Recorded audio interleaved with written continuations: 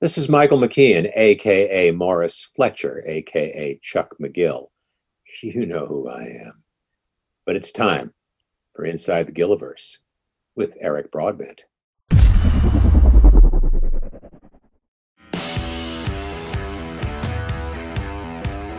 You're watching Inside the Gilliverse, talking all things Breaking Bad, El Camino, and Better Call Saul. Brought to you by the Royal Baubles Collection at bobbleheads.com. For all your favorite characters from the Gilliverse, shop the Royal Baubles Collection at bobbleheads.com. Also brought to you by Rode Microphones, the official microphone supplier of Inside the Gilliverse. See their entire lineup today at Rode.com. Now please welcome your host, Eric Broadbent.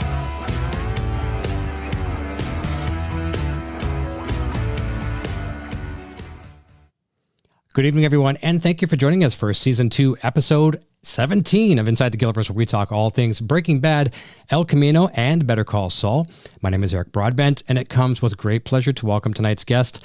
You know her from Better Call Saul and El Camino, ADA Suzanne Ericsen, actress Julie Pearl. Julie, how are you? I'm good. Thanks for having me. My pleasure. It's been nice having a little bit of a warm-up chat with you off the air.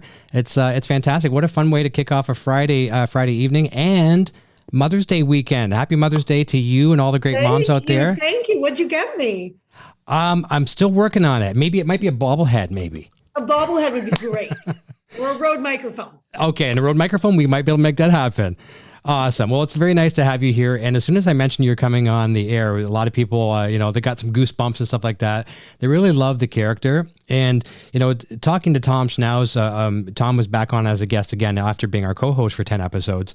He come back on a few weeks ago and he was talking about there's no small role inside the Gilliverse, no matter what role it is.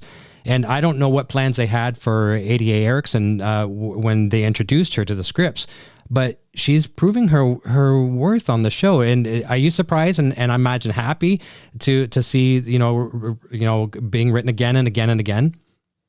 Yeah. When I came on season 2, they had said it was possibly a recurring role, but I'm an actress. I've done possibly recurring. As one of my friends said, the road to hell is paved with possible recurring. So, you don't really attach anything to it. And at the time, I didn't really know the whole universe, but it was a great scene. It was a great, I got to meet some of the main cast and whatever. And then as things started evolving and they started really using me in a real way, I mean, that's amazing. It's what an amazing group of people to work with. They are. And we're going to talk about that in depth a little bit later on tonight as well, too, about the family environment that we hear so much about from everybody that comes on, from the cast to the crew to, it's everybody. So we'll talk about that in depth.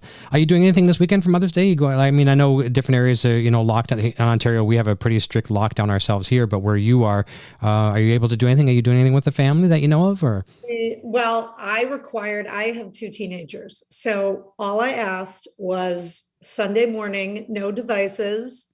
We're going to take a hike and I'm going to get some coffee. Other than that, and everyone has to be nice. That is my plan. There you go. That sounds good. And the devices are good. If you set it up small and simple, you can only be surprised beyond that. Oh, that's good. And I noticed I was creeping your Instagram today. I like to try to get in the zone a little bit. And I saw some, you talked about hiking. There's nothing like returning to the mountains and things like that. So that's cool to know as well. Yeah. I am. My husband once said, I think we were in Sequoia and we were on this crazy, super steep hike. And he looked at me and he said, "You're in your happy place, aren't you?" And I was like, this is the best. This is all I want. Just everyone around and we're hiking, we're dirty. And then we can come back to the campsite and have a beer. It was awesome. Nice. Well, I hope it goes good for you. And we're doing kind of a similar thing that we're not going out hiking or anything like that this weekend, but it's my better half and I 17th anniversary, Sandra Lee and I this weekend. I just celebrated mine last week. Fantastic. Congratulations. As well. Nice. Yeah. It's a Mother's Day / our anniversary is on Monday. So we're going to celebrate on the weekend, but I like the idea of no devices. I might actually have to convince her to turn off devices because she's the device person here in the house. She's got the phones going, the iPad going. So we'll have to tell her to control herself a little bit. But I want to dig in a second about we're going to start off talking about your very first episode on the show, which is kind of significant to one of our sponsors tonight. But before we get that far, can you maybe take us a little bit through the process of getting the role on Better Call Saul? So what's interesting about this job, it was probably one of my first jobs back auditioning after I had kids. So I had my kids, and my husband's an editor, and he was on the road for like the first 12 years of our marriage. So I was essentially a single mom.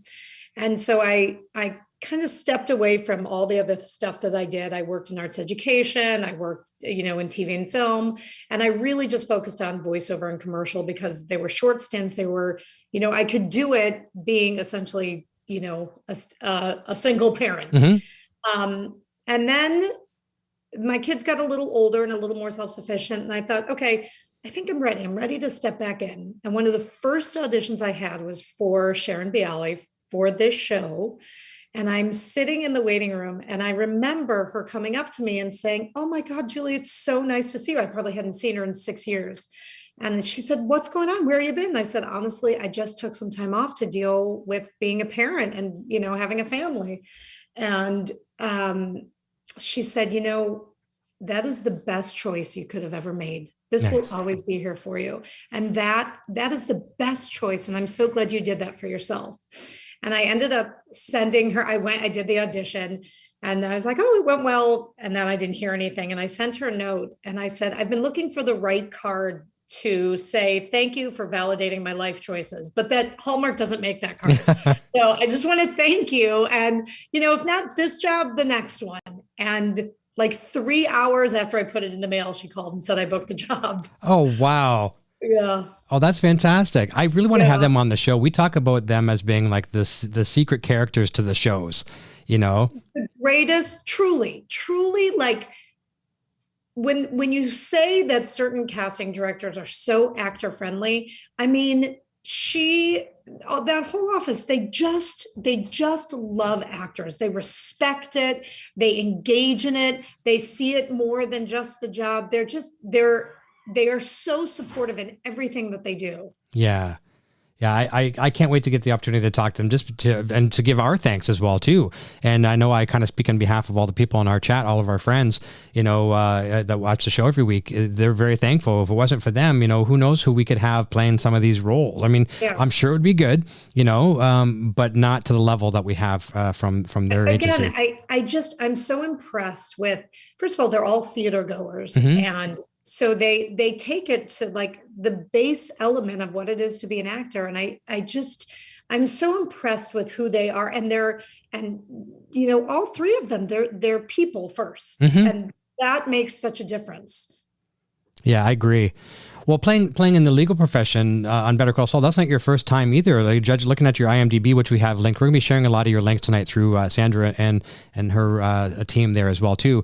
But on your IMDb profile, you've played other legal roles too, haven't you? I have, and in fact, for Vince as well. Okay, right. Okay, right on.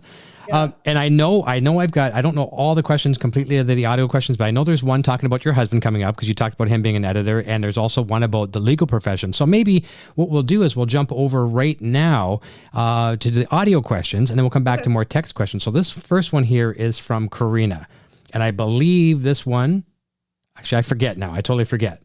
Hi, Julie. My name is Karina. You've had some standout scenes with both Bob and Ray. What is something valuable that you learned from working with either of them? Also, were you a fan of the show before you came on it in season 2? I was not a fan of the show. And in fact, I did something really stupid, which I almost don't know if I should share because it's so mortifying. Did you binge it or something? What? Did you binge watch it? No, in fact, the opposite. So when I came back in season 4, the greatest thing about working with Bob and Ray is it is like I come from theater, and it's like working on a play. I mean, the way we rehearse, the way we break down scenes, the way we debate stuff, it's just, you're just playing. I feel like I'm playing tennis with Serena Williams. Like, you're just playing at the top of your game. So when I came back in season 4, this is so mortifying. I can't believe I'm admitting this. Ray calls me and says, "Can we get together and rehearse?" And I'd never been on a show that anyone rehearsed. And I was like, absolutely, that would be amazing. And I said, do you want to come to the hotel? And I said, "Are you staying at the same hotel?" And she said, "No, I actually have a place in town." And I was like, "Oh, do you have a couple episodes this season?" Yeah. And she goes, obviously, she says, actually, I'm the female lead on the show. And I was like, oh my God, oh my God. I'm in every episode. She was so gracious about it and laughed about it. I was mortified. Needless to say, moments after that, I was like, well, I'm going to sit down now and watch the entire series. Yeah. So here we go. Well, anybody else, it might have been a little bit more awkward, but being the character that she is, we've had her on the show twice. We've got to know her a little bit. You know, she is as kind as the kind of soul you could. Good. Yeah. So I'm sure she wouldn't make you feel even the slightest bit uncomfortable. She was awesome. She's, you know, I think I'm probably older than Ray, but she's like an older sister. The way she's kind of helped me navigate coming in and out and she's amazing. She's really, first of all, she's a phenomenal actress and she's so smart. Yeah. She's so, everyone smart. That is like the overarching word of everybody on the show. They're just really smart. I agree with that. And I know I've seen interviews and I've seen quotes from her as well too. She speaks very highly of you as well too. So it's very nice as well. Okay. Yeah. And I feel I'd be doing a real injustice if I didn't say this as well too. My better half, Sandra here, as I mentioned at the top of the show, she was the one that said, Eric, you got to get Julie on the show because she really likes your character. And we're binging Better Call Saul with her right now. And we're up to season 5, which is right up to that. We're actually about the 7th episode in. But she's loved your character, so I had to give her credit. That's great. We'll tell her thank you. I will for sure. Okay, next question coming in. This one is from Josh Gordon, and I believe this one has to do with, as we touch base, that you've played other legal roles. So let's see what Josh has to say about the legal roles. Hey, Julie. Josh here. Has playing a realistic version of a DA, unlike on other shows with a drumbeat, changed your view at all on how the justice system works in America? Thanks a lot. Has it given you a bit of an idea on the justice system and how it works? Sadly, yeah. Yeah. What's interesting is my son, who's 15, not last year, because no one did anything last year, but the year previous, he, in his middle school, he was on the mock trial team.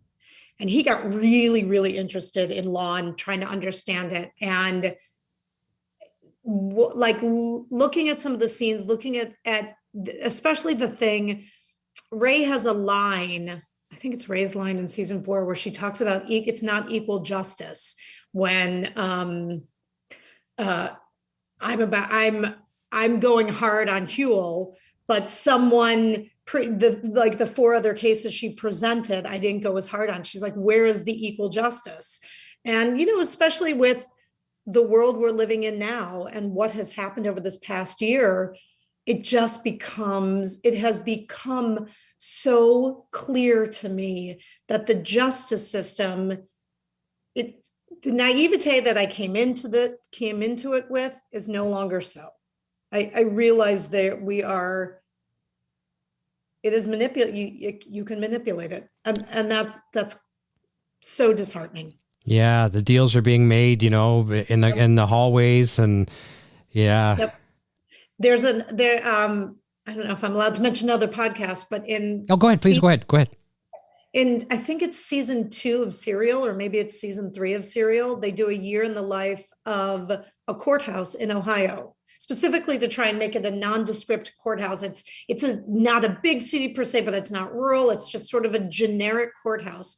And you listen episode after episode how the justice system is manipulated and does not serve those who need to be served. It's devastating. It's really, really devastating. And I think it's the reason that my son has become so interested in social justice and wanting to work in the legal system in a different way, not necessarily as a DA, but, you know, for like the Equity Initiative Project or things like that, because, you know, once you learn, you can't unlearn it. Yeah. It's, you know, you don't want to use shows like Better Call Saul or Breaking Bad. I mean, Breaking Bad, if you really wanted to look at things, it could teach you how to cook drugs, even though they're not using the right ways to actually teach you. Yes. But Better Call Saul, I mean, there's people looking at that. Like, I mean, we'll talk about Kushada later on. I mean, talk about it, in my opinion, your best work on the show. We'll talk more in depth about that later. But I'm looking at that and analyzing that, you know, for the people that want to use the legal powers for evil, yes. Holy cow, can the court be manipulated? Yep. And I think when you realize it, you also realize how racially skewed and socioeconomically skewed our justice system is. And I don't know how we come out of it without breaking it down entirely. I mean, Trevor Noah just did this great piece where he just talked about, it's not about that there's bad apples, it's that the tree is rotten. And so how do you take the whole orchard down to rebuild it? I don't know that you can, because people are wired how people are wired. And you watch this character who does come to things with as much kind of earnestness as you would want, but ultimately she's in a system that exists the way it exists. Yeah. That's a question I've never asked anybody, and you'd be the perfect person to ask this. Number one, you're friends with Ray. Number two, you guys are opponents on the show. We'll talk about that word opponents later if I remember too. But what is it? Do you think, like, why is it okay only when it's good for Kim to bend those rules, really, really, like, to extreme bending of the rules, but when Jimmy does it, sometimes even to help Kim, it's taboo? What do you think the reasoning is behind that in the virtual world? I think that, I mean, this is total conjecture. This is Julie Pearl conjecture.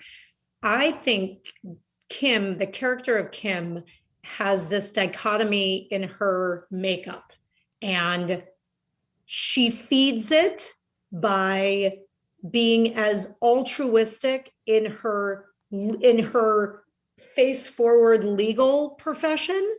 And so she justifies the other behavior because she has this coming here. It's the, this is a terrible analogy, but I just ran 5 miles, so it's totally fine if I eat these 5 donuts. You know what I mean? Like she's standing tall in her clarity so that she can bend the rules over here. But it is interesting because I think as a viewer, you root for her to find her way, whereas you shake your head at Jimmy. Right, exactly. Yeah. And the same thing with Walter White, right? Like, depending on how you can watch Breaking Bad all the way through, and you can hate Walter White, or you can probably love him the first time, hate him the second time through, whatever. And then you've got, why do you like Skyler, or why do you dislike Skyler, or why is it okay for Gus to do what he does, but not okay, And so I get that, yeah. And I think we might see the worlds and the context they live in. Like we as viewers have accepted the context that Jimmy / Saul has put himself in. So whatever he does in a good way, we're almost like, oh, thank God he made a good choice. Whereas we put Kim in a totally different context. So each choice she makes, you're like, oh, please don't make that choice. And look at what I know I'm going to get the quote wrong, but you and I were talking about Michael McKean off the air, but look at Chuck and Jimmy having that heart to heart. And he says, you have all the right intentions for all the wrong reasons, or vice versa. I forget how he said it, but he's trying to do good, but the more he does to try to do good, he just digs himself in a hole, Yeah. And I get that too. We accept Kim because, she's got this one persona that we see all the time. And as soon as Jimmy opens his mouth, we expect him to put his foot in it somehow. Right. Yes. So that's how we're predetermined. That's good writing that does that as well too. So yeah, that's fantastic. We have one more question. That's an audio question. And this one I believe is about your husband. And this one is from Lori. Hi there, Julie. This is Lori. In the movie The Substitute 2, School's Out, you played a faculty lounge teacher. Was the part a little more fun or special because Stephen Pearl was the director? Thanks very much. So Stephen Pearl's actually my brother. Oh, Steve. Okay. So I wasn't sure. My whole family's in the business in some different ways. That's so funny. You saw that. Yeah, my brother, threw me a bone, and I went to New York and worked on it, and it was so fun. It's so fun. My brother and my father's a producer as well, and they're working on something that may come to fruition and shoot this summer, and they're well aware that there best be something in there for me. Okay. If anybody wants Thanksgiving dinner again, there best be something in there for me. So that's the conditions. That's how you get a gig. Listen. Everybody does it differently. I offer fantastic grilled turkey and some good sides. So, we all offer our own best stuff. Well, I'm going to probably get myself in trouble for saying this. My beautiful better half here, Sandra Lee, she's an amazing cook. Okay. Amazing cook.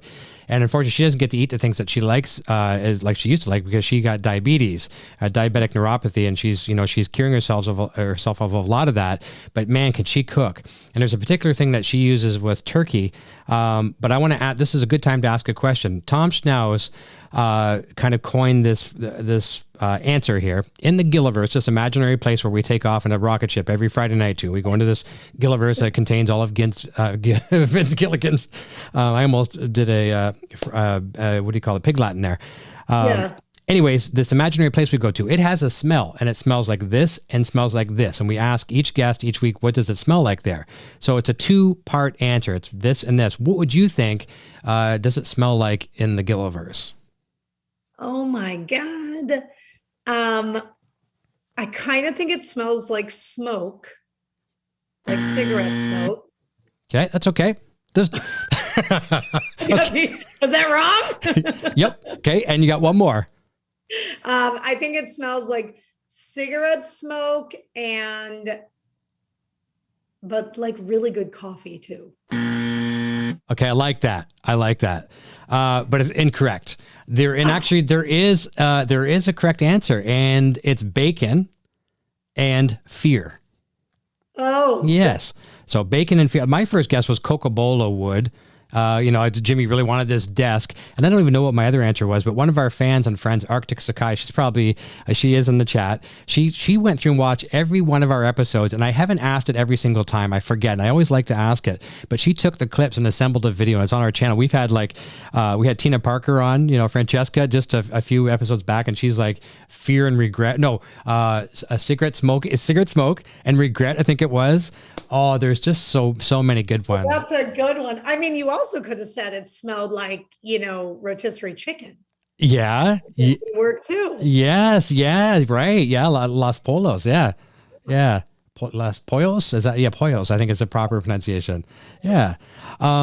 There's Karina sent me a message, and she said, because you talked earlier about working on a project with Vince Gilligan, and I didn't know about this one, Battle Creek, right? Yep. Can you tell us a little bit about that? I don't even know if Vince realizes that I was on Battle Creek, to be honest. So what's interesting about Battle Creek is the character was supposed to be a man. And I knew someone involved in the show. And I said, is there any way they would read a woman on this part? Is there any reason that it couldn't be a woman? And my friend said, no, I mean, I guess we could read a woman you'd be the only woman we're reading. And I said, okay. So when it came down to it, it was because it was a pilot, it had to get network approval and whatever. And there was 2 guys and me, and my friend who was kind of, throwing my name in the ring, she couldn't say anything. So she was just, stone faced, like, I think they're all great. Like whoever you guys want to go for. And then they chose me. And she was like, that's my friend. That's fantastic. I think anything, just being associated, anything with what Vince puts his name to is just it's going to be great. Yeah. Yes. He is the menschiest man I think I've ever worked with in 30 years of doing this. And does he, I know the answer to this, but I'm just, as someone who works on the show, does he bring him and Peter Gould, of course, now more so, when you'll be seeing a lot more Vince Gilligan in season 6, involvement, but do they bring a lot of the best out of the actors? I've never worked on an episode with Vince. I worked on El Camino with Vince. So but even that, I mean, he was so gracious and so inclusive, and making sure that I understood why I was there and what was going on and what he wanted out of me being there. He remembers everything. He and Peter remember everything. It's incredible. And I think the reason that people talk about this family environment, it trickles down from the top, and that's how they set it up. Yeah. That's where, I see tears come to people's eyes. I hate to ask the question, and I'll ask you later on too, and we'll talk about it as far as the show coming to an end, which is closer than we'd like it to be. And there's a lot of tears. Tom, he gets choked up a little bit about it's his family, right? And, of course, Bob and Ray, and it's going to be tough for everybody to say goodbye for a while. and who knows what's coming up. But this was something that was shared by Giancarlo when he was on the show just a couple weeks back, and it's a real testament to Vince's character. So in Breaking Bad, did you watch some of Breaking Bad? You didn't know much about the shows, but did you go back and watch some Breaking Bad? So, Face Off, obviously, when Walt decides to take out Gus, but with Hector Salamanca. They're at the scene there when, as soon as he comes out, he does his tie, whatever, and he's about to collapse. They were going to have the nurses' aides, I don't even know if you know this, but come running to Gus, right? And, are you okay, sir? Whatever. And I guess Vince had said something along the lines to Giancarlo, well, Giancarlo, what would you do here? And he says, have them never reach me. Right? So he had literally asked him what he would do. And that is the final scenes that we saw. Yeah. Yeah. That's the collaboration. That's what makes it. Mm-hmm. Right? I mean, if you think about that, if the aides had reached Gus, it would have really give you a different feeling, wouldn't it? Like we'd see their shock as opposed to us feeling the shock. Yes. It takes it out of you being part of the story. Yeah. We're the victim as well. Yes. Yeah. Yeah, it's absolutely amazing. And as well, too, so you mentioned El Camino. And I mean, obviously it was a small part in El Camino, but just to be continued that story and the character has continued over, and a red carpet premiere for that as well. That must have been a blast.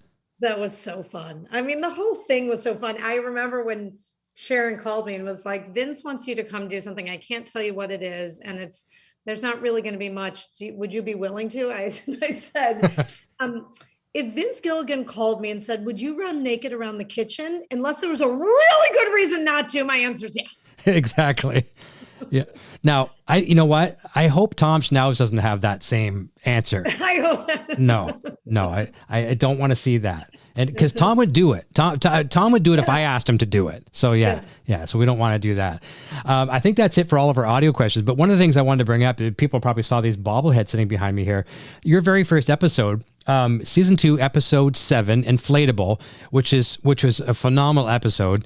To set the context for people that don't know, we won't give any real spoilers, but Jimmy wants to get fired from one of his positions, and he's going to all extremes to basically get fired. So basically to be fired for being an ass, so he can still keep his signing bonus, and it's a substantial bonus. So he starts wearing extravagant, loud clothing. And it was kind of the first little tease of the transformation of Jimmy McGill into Saul Goodman.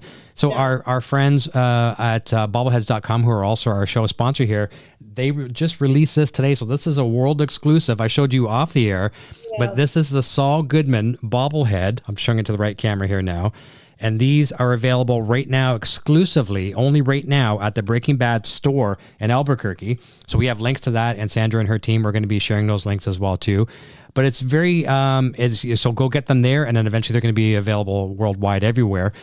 So those links are down below. But it was very significant that your first episode had a lot to do with our sponsor today. Yeah. It's, I would love to sit down with Vince and Peter and the writers who have been there forever and say, I want to know how you broke down the seasons. Like, you knew you had your start in episode 1, and eventually you have to back up to Breaking Bad. So I want to know how you guys broke this down. I know each season you're breaking it, but I'd like to know, what was your arc? How did you imagine it? How has it changed from 2015 or 16 or whenever we started? Like, I would love to understand that trajectory. Yes, I know. And the writers, including Tom, everybody, they always talk about getting, and Vince talked about this quite often as well too, about they almost like, without using the word, like to paint themselves into a corner. Okay, we're going to get into this corner now. How do we get out of it? And it's just amazing, because what we think they're going to do, like everyone in the world is thinking, well, I shouldn't say that, but a lot of people are thinking they're going to kill off Kim Wexler, because she's not in Breaking Bad. And I think that's such an easy thing for them to do. It'd be so easy, I don't think so. I don't think so either. I think it's going to, I have my own ways that I'm advocating for how Kim goes that have to do with me. Yeah. But I mean, it would be too easy to kill her off. It's too obvious. Yeah. I mean, you look back when she's heading out, in the car scene where she falls asleep and she crashes at the wheel. And that she could have died there. Technically, they could have written her off right there easily, but they didn't. And we're expecting a death, and that's where I don't think we're going to see that. So that's a corner they've got themselves into, because honestly, I don't think and they've both talked about this. Both Tom and Vince and Peter has talked about this as well. All three of them, how she was such a find. Ray Seahorn as an actor was such a find for the show. They had no idea what even that character was going to become. Yeah. So they got to be very delicate in how they handle her. And talking to Tom and other people, they're happy with where they are. They're up to episode 13, the final. They've got them all written. They're happy where they went. I think we're going to have a good ending. I think we need to break into that room. I know. Well, all the cards are at Tom's house. Not that should be, well, everyone knows it. Tom was on the show. He has all the index cards from season 1 through 13. And there was only one missing, one set. So they're all in an envelope, right? And there was one set missing because he was still finishing an episode in the other room. And I was, so he's written a couple episodes, but that one he was finishing. And I was joking with him. I said, what happens like if your kids come up to you and say, hey, Daddy, look what I drew for you on this card. And it's one of the show index cards, but he's got all of them. Wow. So I asked him if there's going to be like a armored truck that pulls up, to protect these things, right? We do have another text question that's come in now from the chat. This is from Robin Salazar. She says, what is your favorite restaurant when you are in Albuquerque? So, oh God, I can't remember the name of it. First of all, Los Poblanos, which is at that gorgeous resort, is exceptional, stunning, beautiful. But there's a little ramen place I know how to get to it. Mm-hmm. It's this big. Wait, I have to look it up. Okay, I do it. Sure. It's so good. I really want, wait, I don't know. I'll look it up. But this little ramen, it's a tiny mom and pop ramen place. And I was so not expecting to find ramen, like good ramen in Albuquerque. And it was phenomenal. A lot of our viewers actually live in Albuquerque, so that they'll either know of it or they'll be checking it out, or some of our friends and viewers as well too are going to be visiting there, so they'll check it out as well too. Yeah, as soon as you see it, just hit us up. I wonder if this is. Oh yeah, I think I have to look. I think this is it. I think it was called. I'm gonna so murder this name, so forgive me. I don't even want to say it because I'm embarrassed. Mago Coro. Okay. And it's on Manal. It's on Manal. Okay. Yes, that's what I think it's called. Okay. It was so good. Perfect. Good. Well, check it out. Anybody in the area, be sure to check that out. Okay, this one is from Renata. Renata says, obviously your character thought Jimmy was shady, but did you ever think he was likewise brilliant and cunning? Yes. The scene with the elevator was the best. He wants to get 20 minutes of your time. You're on the books 20 minutes, the next week. But, he works out a deal with the maintenance staff there and breaks the elevator for exactly 20 minutes. I mean, brilliant. Yes. I think Ericsen knows she's always dealing with him and dealing with a capital D. And I don't know if she respects him per se, but she understands his kind. Okay, that makes sense. And he is such a likable character. He has potential to, even Howard has said he's noticed how good of a lawyer he is. Howard gets jealous, of him after a while of how good he is, and knows he'll be a good asset on HHM. On that team, but Jimmy obviously wants nothing to do with that, but he is a damn good lawyer.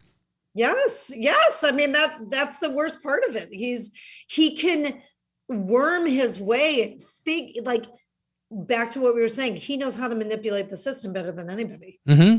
If I'm out there Breaking Bad in any kind of way, and I have a choice of, I love Patrick Fabian, don't get me wrong, but if we're being, hypothesizing here, if I'm going to have Howard Hamlin or Saul Goodman or Jimmy McGill represent me, I'm taking Jimmy any day of the week.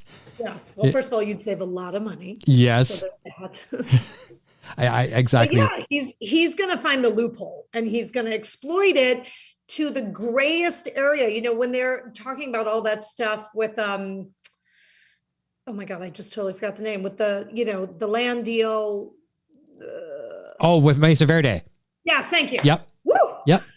But like watching how he even figured all those pieces out. I mean, so good. Oh, I know. I would love to see what was deleted from that. You know, I haven't seen all the deleted scenes from that, but I mean, everything from the seeing Jesus on the fence to the lead, the Indian artifacts, you know, oh my God, it just goes on and on and on. On and on and on. It was just, every piece of it was covered. It was so good. Yep. And the sheriff, got to make a call. Yep. It was great. And then just the dialogues, even things that weren't even spoken, was so powerful.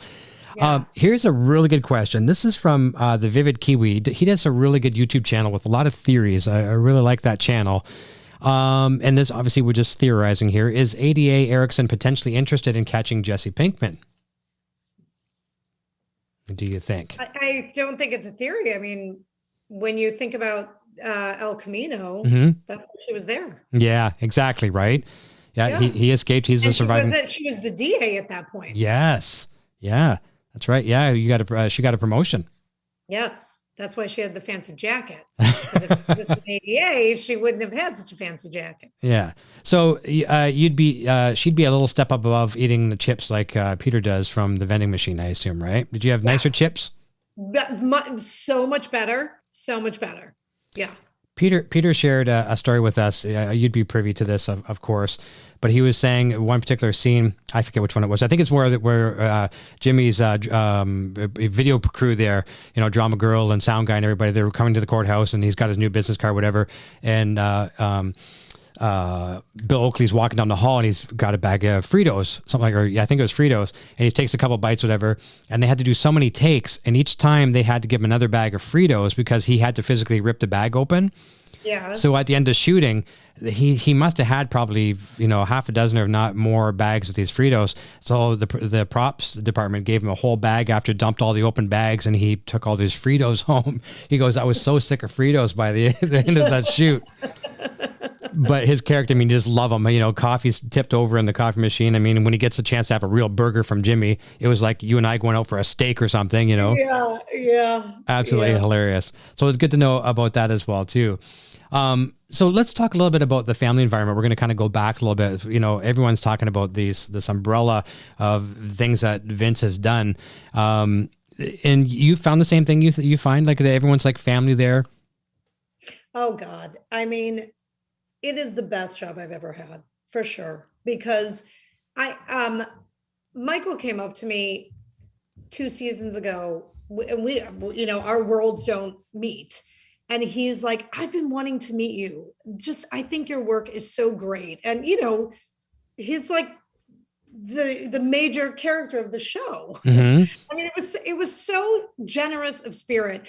And the fact that anytime I've been on set, they ask, you know, everyone make sure that you're covered. Do you have rehearsal space? Are you ready?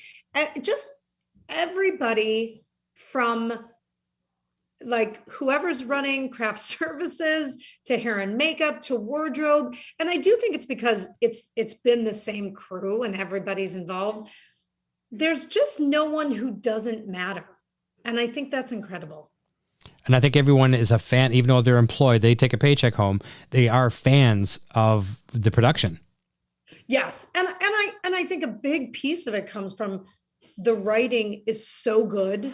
It's so good. It's so precise and intentional and conscientious that you're dealing with, you know, you're playing, like I said earlier, you're playing a level up. Mm-hmm. And so when everyone levels up, I think it makes a big difference. And everybody respects what everybody else, because I don't think there's anything extraneous. No one is on the show for filler. Mm-hmm.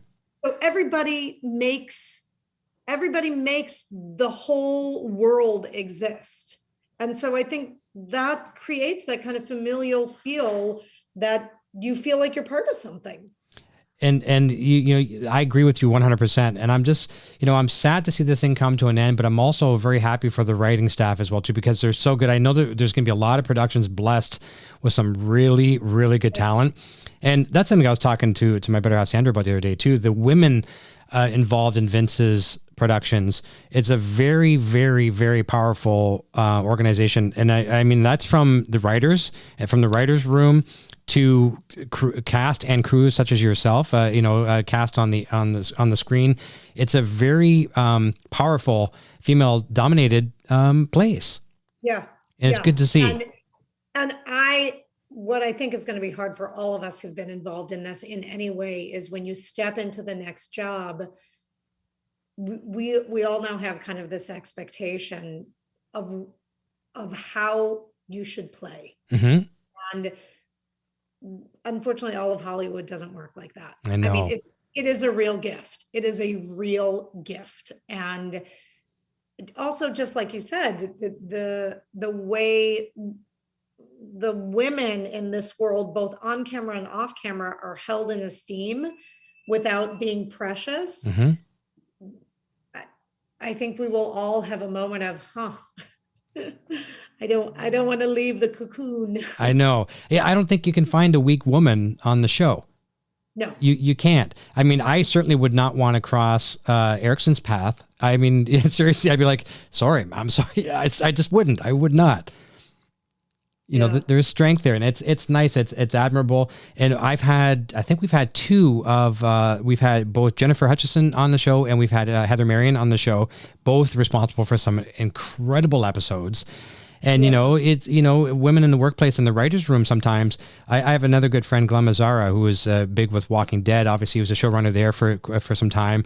He did Damien as well, too. And he's a real advocate for diversity of all types in the writer's room, but a big push for equal rights with women, and especially in the writer's room. So hats off to Vince and the whole team. I mean, even Eileen Fogarty played, can't remember her character's name, but she owned the nail salon. Oh, yes. Ms. Gwen. Yes. Yeah. Even her character was badass. I know. You know what I mean? You were not, I mean, I remember there was one scene where she's like reading Jimmy the Riot Act about who he needs to be to like step it up a bit. Yeah. You take her out for dinner. Yes. Yeah. Yes. So I appreciate that. There's no, wilting flowers around. No. And the only thing she did, and it was not weakness, it was kindness. The only thing that she did that let her guard down is she brought him a drink of tequila or whatever it was, or vodka, I forget what it was. And she pours him a cup back in his little hole in the wall, the back of the salon. And then she ends up saying, here, you keep the whole bottle. That was nice. That was just a nice gesture. She wouldn't let him drink the cucumber water, but she gave him the bottle. Yes, but she was, another strong female character. Exactly. There isn't a weak one at all. Here is a question from one of our members and our friends, Lori. She had the question earlier about Steven. She says, what do you prefer? And she puts in brackets, money aside, theater or TV in movies? I mean, theater. Theater? In heartbeat. Yeah. I'm from Chicago, and I came up in Chicago during a time when, like, to be an actor in Chicago, a theater actor, it was like being at summer camp. We worked at the equity stages, we worked at the crappy stages, I worked in the basement with the rats. I mean, there was a real kind of like, I gotta burn, I got some costumes, let's put on a show. And you really felt a sense of community. You were learning. I never took an acting class in Chicago because we were always working. We were always learning on our feet. And I miss that. I did a play here, I don't know, 5 years ago. And it's hard. It's hard to do a play in LA because you're up against traffic getting to and from rehearsal and to and from the theater for performance. And if you have kids, you're dealing with childcare, and so it becomes cost prohibitive. Now my kids are older and I could go back into theater, and I would love to do a play, but I'm also not willing to do some of the crap I did when I was in my 20s, because that's what you're supposed to do in your 20s. You're supposed to do existential BS that you think you're like changing the world, and then you realize it's just total crap. Busting your chops a little bit. Yes, exactly. So, now, I do. Theater's my first love. Is it also the sense for you, or maybe for some other actors, it may be different, but is it also the sense of not having that safety net sometimes that you have in a production? Well, okay, that was a bad take. Let's do it again. Maybe let's try it with a little bit more flair. I mean, you're flying by the seat of your pants if something doesn't execute properly, and that really has to gives you the talent. And you have a connection with the audience. You really have to show up. And you have this incredible opportunity to create the performance new and fresh every single time. Whereas in TV, you are obligated to find for continuity. I mean, you have to, if my hand was here and now they're doing a take from over here, my hand still has to be here. Yeah. So while the performance still becomes fresh, there's marks you have to hit, because there's technically stuff that you can't deny. Yeah. Whereas in theater, you have a different freedom for it. And I agree with you, the potential to fall on your face is exciting. Yeah, you never know, right? And as a musician, that's kind of like in my old days of performing, you would go to a place where, okay, you play a nice venue, great production, everything, and you think it's going to be the greatest thing ever, and something falls flat. Either you're not on your toes, or the audience isn't reacting with you 100%. And then you go to another gig, and it's like a small town, Ontario, Canada, small little tiny country town. And it's a horse and buggy type of a place. And you go in, you're thinking this is going to be the worst gig you've ever played in your life. And it turns out to be the best gig you've ever played in your life. Yeah. So you never know, right? And that's how you have to, all that muscle memory from theater and rehearsing and, busting your chops will pay off dividends down the road. Yes. But to that end, I would give my eye teeth to step into a theater and go into a rehearsal. I love that. I think that's the reason why I love doing this show so much. I love the process of, here's your script. There's 17 different ways we can look at the scene. Let's break it apart. Let's rebuild it. Let's argue it out. I love it. Yeah. I love it. Here's a good one. This is from my better half, Sandra. I love this question. She says, going back again to, talking about how the women, with Jimmy, could it be the mother in these women attracted them to Jimmy, waiting to help or take care of him? I like that. It's so interesting. I've really thought, like, does Suzanne, is she married? Does she have kids? And I don't think she does. I think she's married to her work. I think so too. And I think there's this, piece of her that is like, why are you could be so good. What is your problem? But ultimately doesn't have a strong maternal streak that she's interested in taking on that project. Yeah. I think she rolls her eyes a lot at him. I think so. I think Suzanne needed a good date. I think she did. I don't think she's married either. And I'm sure that's on paper somewhere. I'm going to see if I can pick Tom's brain and find out. So you don't know, do you? No. Okay, we'll find out. If there is an answer to it, I'll let you know. Okay. Yes, I would like that. I'll let you know. So that's a good one, Sandra. This is from Andrea. Good question as well, too. Andrea from Germany. She says, did you see Bob's film Nobody yet? No, we want to wait and see it on the big screen. Good. That would be the best place to watch it. Here in our part of Ontario, Canada, our small theater, well, it's not a small theater, a small city, it's quarantined, so they haven't had movies since the pandemic started. So that's terrible. But we did rent it on demand here, and it was good. It was good, and potential for more of him in that style, which is good. Yeah. So yeah. My husband being a film editor, and although we do have a room set up that's sort of like a screening room, I think he would like to see it on the big screen. So we're going to do that. a nod to Soon. Good. Well, I can't wait for you to see it. And speaking of editors, we're going to have some of the editing staff on the show here soon too. I won't say who yet, but that's coming up. So keep your ears open for that one here as well too. Another question from one of our members, Josh Gordon. He had the question earlier about, did the legal profession teach you, or the role about the legal profession? Says, did you write a backstory for yourself? So that we don't know about if she's married or not, but Ericsen is so brilliant, but as a DA, while she could work for a firm like Rich Schweikart, she can see through the BS. So it would be neat to know some of the backstory a little bit for sure. Yeah. I mean, in season 5, when her shoes are off, and I was like, I think she has a pedicure, and I need to decide what color her toes are going to be. And there was this whole kind of like character study for me, like, I think she has crazy red toes because she's secretly really ballsy and nobody knows it. Firecracker. So yeah. It's fun to find those tiny little characteristics that just like hint at the underpinnings. When you got the role, did they give you a couple paragraphs of what she's all about? No, really? Okay. Nope. So you just get the script and just roll with it. Yep. That's cool. I'm not sure that when they built the role originally that Ericsen was going to have, like, there was another guy in the scene with me and he hasn't come back. So, who knows? Yeah. I was on your, as I told you earlier, I was on your Instagram page and you had that shot where you and, Suzanne and Jimmy were in the elevator and one of your friends had actually commented, said something like nice pedicure or something like that nature of all the things they'd noticed, right? Yeah. As we're getting closer to the end of the hour here, are there any things that you've got coming up project wise that you are able to talk about, or anything you're excited about? Funny. I was just thinking, like, am I allowed to say? I think I am.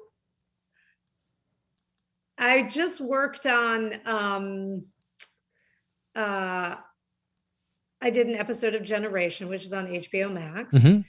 I did a couple episodes of American Crime Story, the impeachment of Bill Clinton, that will be, next year, which is fascinating. Just the whole story is fascinating. I'm trying to think if there's anything else coming out. No, that's it for right now. That's enough. That's good. It is. And I think there's something else, but I don't think I'm allowed to say it. I never know what I'm allowed to say anymore. Always err on the side of caution for sure. Yeah. Well, we do hope, I know this as well too, you don't know a lot yet of what's coming up for season 6, but I hope we get to see you on the screen at least one more time. And for fans that really love you, I know we can be greedy several times. We'd love to see you, but fingers crossed that we get to see you. But, outside of, the role that you play, you are a fan of the show now. Are you looking forward to seeing how these stories? Oh my God, I'm desperate. Like, knowing that Tom has all those cards, there's like the little part of me that feels like I throw on the black hat and I like under the cloak of night. I know. I'm not going to Tom, but I just say.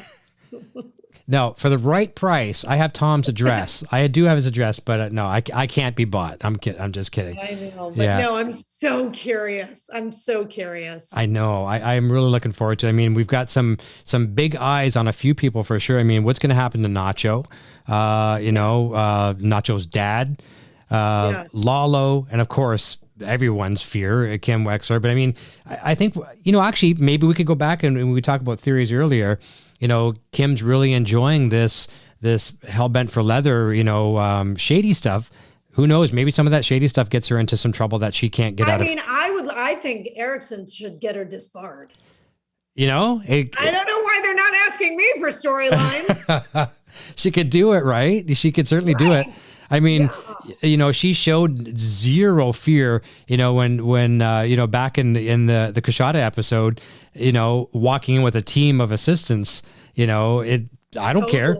I don't care how many people you come in. There's that one scene right at the end of that scene. I said to Ray at the end of it, I was like, I kind of want to smack you with that smug look on your face. I just want to smack you. Yeah. Yeah. Do you talk to the cast and crew a lot? Like I know you're good friends with Ray now. Like outside of the show, do you keep in touch fairly regularly? Text here and there. Like I said, Patrick and I know have other friends in common, and we'll text over the year. But yeah. I think it was, I'm not sure if it was Patrick telling me about Ray or Ray telling me about Patrick, but they were each saying how they would text each other back and forth and say, I'm still alive in this episode. And, you know, I had that conversation once with Patrick too. And like, just checking, you're still here. Yep. Still here. Still alive and breathing. It's, you know, and Howard gets so much grief too. I mean, he can come across as such an ass, but you know, he's got protocol to follow as well too. It's not just Hamlin, you know, on the sign. You know, he's got other protocol he's got to follow, but he doesn't get he always gets the short end of the stick, doesn't he? Yes, he does. But there's something so smarmy about it. Yeah, he does look good in that suit. He does look good in that suit. He should definitely steal all the suits when the show's over. Now, when Jimmy went crazy and had every single color, every color he tried on, I mean, he rocked that suit. But he didn't look as good as Howard in the Hamlin to go blue suit, did he? No, nope. No. That fits one person and one person else. It's like Johnny Bravo. Yes. Remember that? Yep. Oh, for sure. That's right. If it's the right person, only that person can get away with it, right? And that's like we're talking about with Jimmy wearing that salmon color. I'm not even sure what color that is, but I mean, I would never in a million years. It's why Jen should get an Emmy Award, because how she has costumed this show is just genius. It's just genius. Now she's created characters within the costume. Yes, exactly. And that's things that, and like Dave Porter with the music, we talked about him off the air as well too. Yeah. These people, and Bryan Cranston's even gone as far to say as Dave Porter's music is just as much a character as all of you guys are. Yeah. But the costume is just amazing. And the prop department, you know, everything that is touched is a prop, and painstakingly the art. Did you know the art in over Kim's bed is Ray did that herself? I didn't know that. Yeah. I did know she painted. I didn't know that was Those are all hers. Yeah. Oh, that's cool. I didn't know that till she told us as well too. Before she come on, when she was on the show, we, you know, just like you and I were talking off the air, I think Tom and I had her on the air a good 15 minutes before the show. And this is something I know you'll appreciate because you know Ray personally. We could have did a whole show of that episode talking about hurting ourselves and our parents' 1970s furniture. Remember back in the day how nothing was safe, you know, like, I mean, you know, you and I probably. Yes, and I had two older brothers, so nothing was safe and nothing was safe because my brothers thought I was just a vehicle by which to hurt each of them with. Indestructible. Yeah. I'm sure like you and my better half here, you probably rode in the backseat of a station wagon facing the opposite way, no seatbelt, right? Yep, seatbelt. Yes, that seatbelts are just advised. Yeah, some cars didn't even have them. You know, and if you had them, they were just advised, you know, if you feel like wearing a seatbelt, it might keep you from going through the windshield. But yeah, we're talking about like cutting ourselves on coffee tables and, you know, and it was just so fun. Everybody ended up in the hospital with stitches for some coffee table issue or something. I mean, I tell the story all the time. My kids think it's hysterical. My brothers, we lived in a 2-story house, and my brothers used to hold me over the 2nd-story banister and throw me in the air and threaten to drop me. These are like the charming memories of my childhood. Oh, now DCFS would totally remove the child from the home. Oh, I know. And it'd be all over the news. It'd be on TMZ. You know, I have a fear of heights, a terrible fear of heights because of my sisters. I'm not sure which one it is. I have twin sisters, and I forget who it was. I can blame both of them because they both look the same. Well, you should. Yeah. When I was about 2 or 3, they hung me over Niagara Falls. I mean, they hung me over the freaking rail, like Michael Jackson with his kid, you know, over the balcony. And it's to this day, if someone comes up and if I'm near looking over something like this and they touch me, it's like I just freak right out. Maybe that's why I'm scared of heights, because of them holding me over the banister. That's so interesting. It could be. I'm sure if you got hypnotized and went through some therapy, you might not like your brothers as much. I don't think there's enough therapy in the world to get through what my brothers tormented me. No. But, you know, it really just made me appreciate her, you know, I mean, take away what she does on the show. You know, it's just like, I totally forgot about Better Call Saul for 15 minutes. It was just so cool being real, right? And I get that with you as well, too. You know, we're at the end of the hour here, but I really appreciate your time. I know people had a great laugh as well. We love your character and wish you the greatest success with Better Call Saul and everything else as well. Thanks so much. So great to talk to you. This was super fun. This has been great. Well, again, happy Mother's Day. Happy Mother's Day to my better half, Sandra Lee here, to all the moms in the chat and to your moms. You know, both of our parents our moms are gone here, so we don't get to spend time with them, but we know they're watching and we hope you have a safe one. Spend time with my mommy. So That will be good. Yes. Well, have a good one for sure. And don't go away. I'll say goodbye to you off the air. Everyone have a fantastic weekend. Come and see us next week, same time. We have at 9 o'clock Eastern, 6 p.m. Pacific. We've got from Breaking Bad and Better Call Saul, Stephen Michael Casada is on the show. We're looking forward to that. And I know he was with you at the premiere of El Camino, even though he wasn't in the movie. It was very cool. And I have to go through a list here because I don't want to forget anybody. And it's very easy to do as we're saying goodbye. First and foremost, as I mentioned her name multiple times tonight, Sandra Lee is our executive producer of the show, mother of our son, Eric Jr., and it's our anniversary this weekend. So love this woman to death. A big thank you to our show sponsors, Warren and Rachel at bobbleheads.com, our channel moderators, our Patreon supporters, our members, YouTube subscribers, our super chatters, PayPal donators, and those that purchase our merchandise like you're seeing me wearing right here from our store at the Broad Stash Boutique. And if you want to find us on social media, you can follow us at Instagram and Facebook at Inside the Gilliverse. We'll have an audio podcast of this one up on iTunes and wherever you get your good audio content, probably by tomorrow or the next day. And we'll look forward to having you as a subscriber here. If you haven't done so already, hit the subscribe button and we'll work just as hard to keep you as we did to get you. And I need to take a breath. And we'll see you all very soon. And until next time, cheers.